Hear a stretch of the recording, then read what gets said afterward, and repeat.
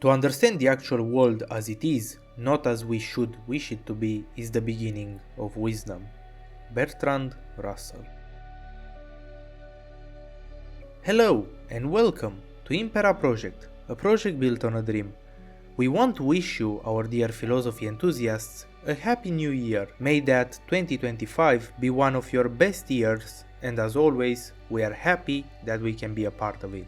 The concept of happiness has been a source of questions for the mind for as long as humanity has left its incipient phase. When surviving, as our only goal, has finally ceased to be our sole preoccupation, we started to ask ourselves about our true purpose. And it is normal that when all basic needs and safety are taken care of, one should ask himself about more grandiose ambitions and callings. Since humanity moved beyond its early survival phase, the concept of happiness has sparked endless questions. Questions like this have found numerous answers in our history. For some, happiness can be a glass of wine and a sandwich. For us, happiness can be a caffè ristretto and a cigarette in Palermo. But this elusive nature of happiness is a topic for another day. Probably the most arduous question related to happiness, no matter what it truly is, could be: how does one obtain happiness? And what better way to start our journey into this topic than discussing first what are the things that keep us from being happy? This video series will be based upon the book The Conquest of Happiness by none other than our mighty mathematician Bertrand Russell. This book is most dear to us, a book that we recently started reading again. But before we start this video, don't forget to leave a like, share and subscribe to Impera Project for more videos in which we explain philosophical questions, debate existential topics and try to wrap our heads around difficult mathematical situations. Thank you very much, and now, without any further ado, let's begin.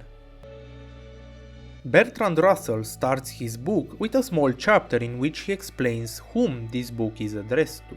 In discussing this problem, I shall confine my attention to those who are not subject to any extreme cause of outward misery.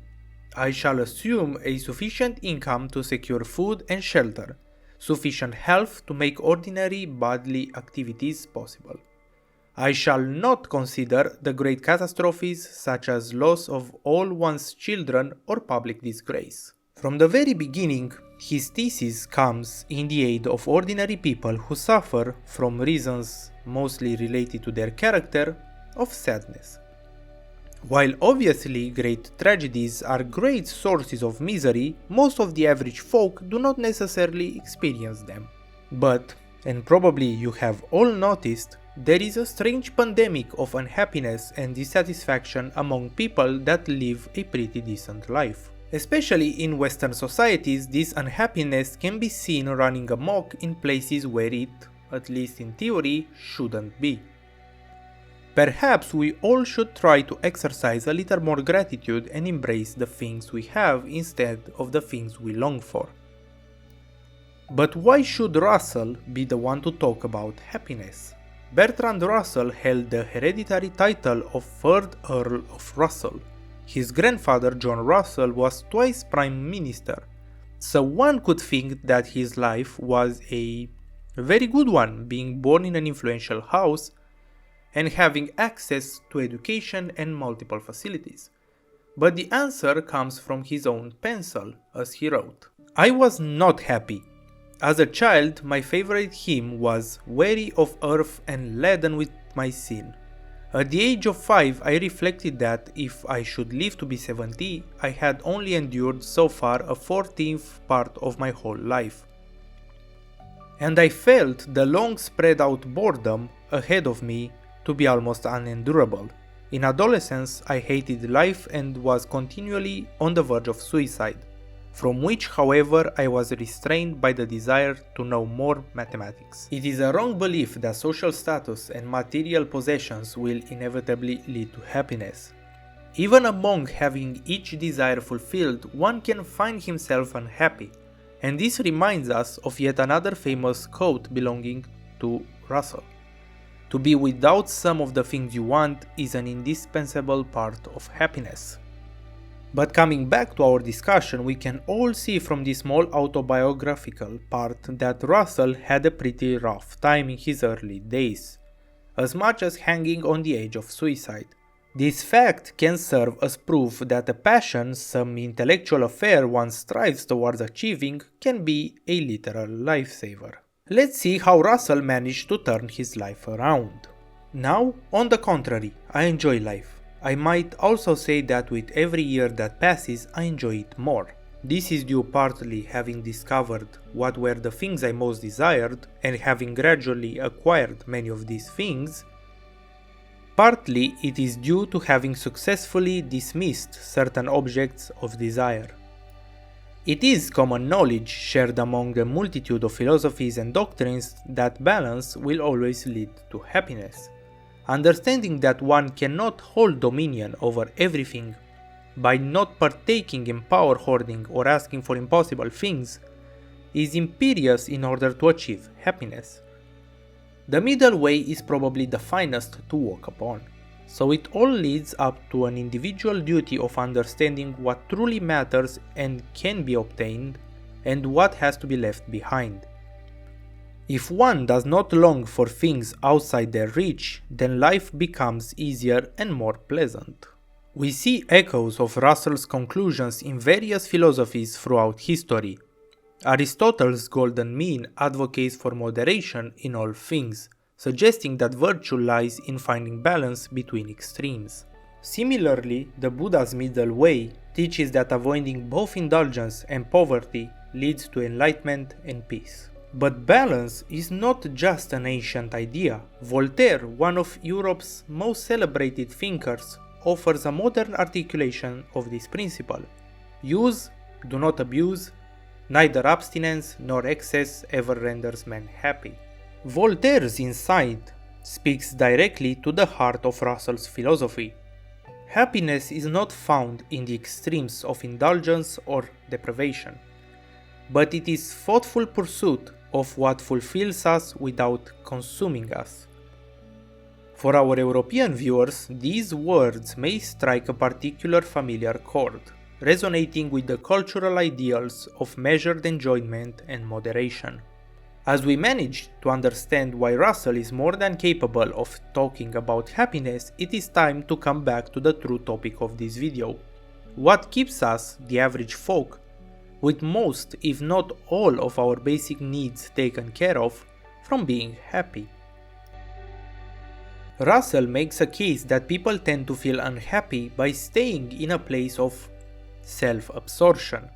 When people become too self-oriented and they start second-guessing every action of theirs, or they get swallowed by their ego, sadness for them and those close will soon follow. Russell notes that he started conquering happiness when he started diminishing his preoccupation for himself, when he stopped caring about judging and doubting his actions and shortcomings. He started to become happy. Like others who had a Puritan education, I had the habit of meditating on my sins, follies and shortcomings. I seemed to myself, no doubt justly, a miserable specimen. Gradually, I learned to be indifferent to myself and my deficiencies.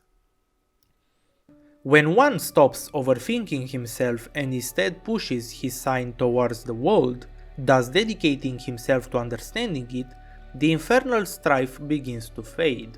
Sure, external interests bring their own share of pain and suffering, but these kinds of pain seem to only enhance the quality of life and not destroy it, as does pain arisen from disgust with self. In their pursuit of happiness, many have chosen to live monastic lives, but Russell notes that the monk will not be happy until the routine of the monastery will have made him forget his own soul.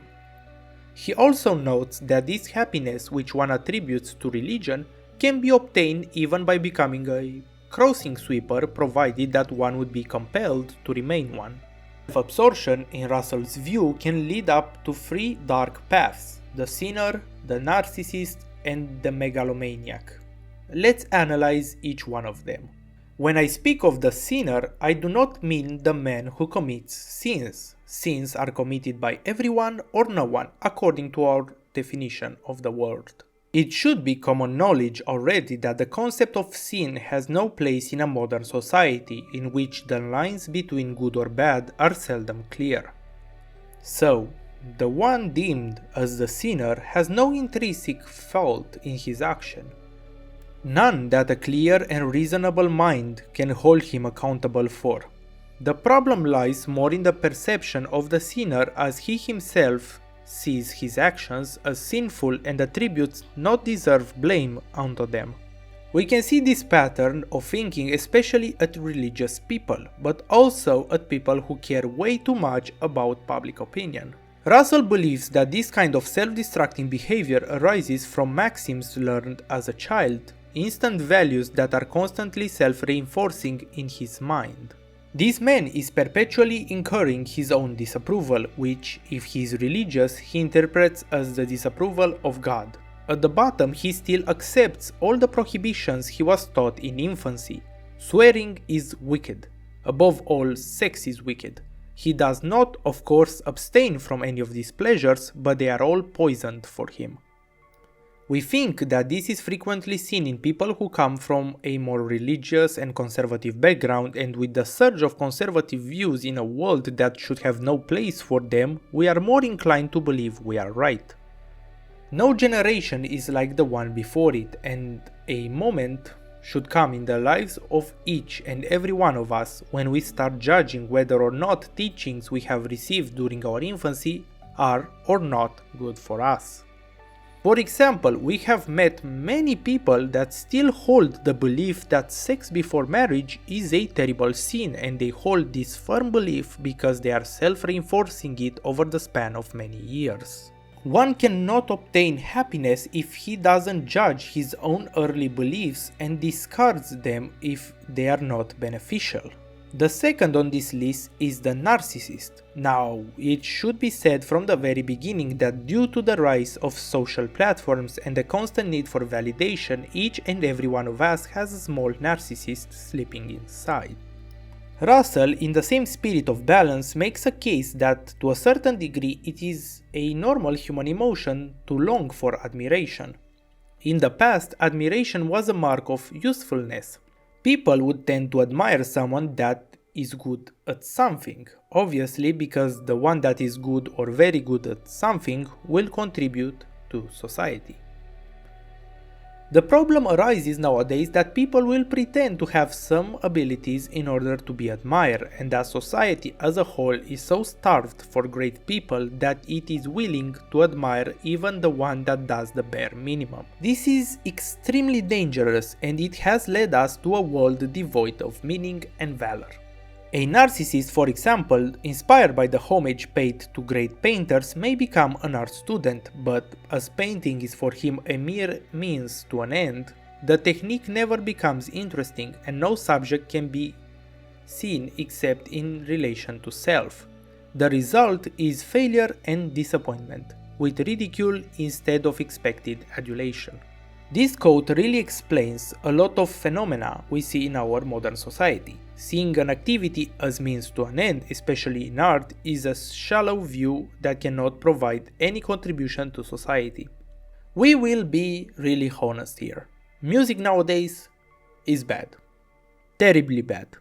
Seeing how some people manage to reach some sort of idol status in music, others, who have no inclination nor talent, desperately want to follow in the shadows of those idols.